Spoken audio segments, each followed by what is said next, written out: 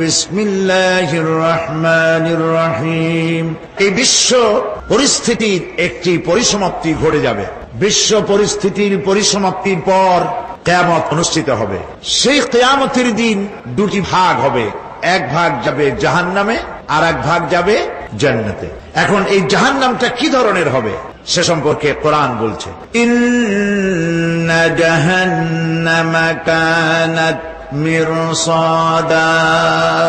জাহান্নাম হচ্ছে একটি ঘাঁটি বিশেষ, লিত্তাগিনা মাআবা, যা হবে বিদ্রোহীদের আবাসস্থল, লাবিথিনা ফিহা আহকাবা, যা ভেতরে মানুষেরা জাহান্নামীরা যুগের পর যুগ অবস্থান করবে, লা ইয়াযুকুনা ফিহা বারদান ওয়ালা শারাবা, এবং সেখানে কোনো ঠান্ডা বা কোনো পানীয়, সুপেয় কোনো পানীয় তাদের কিসমতে হবে না, ইল্লা হামিমা ওয়া গাসসাকা, সেখানে পান করার জন্য তারা পাবে উত্তপ্ত টকবগে গরম পানি আর ক্ষতের ক্ষরণ পুজ রক্ত। নাউযু বিল্লাহি মিন যালিক। জাযাআন বিফাকা, এটি হচ্ছে তাদের কৃত কর্মের পূর্ণ ফল।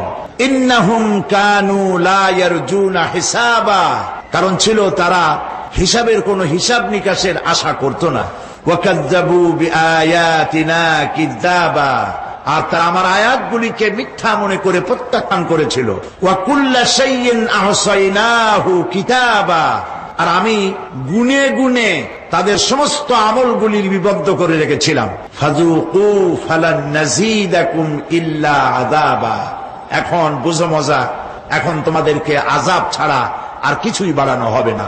এ হলো আজকে যেটুকুন আলোচনা করতে চাই সেটুকুনের তর্জমা।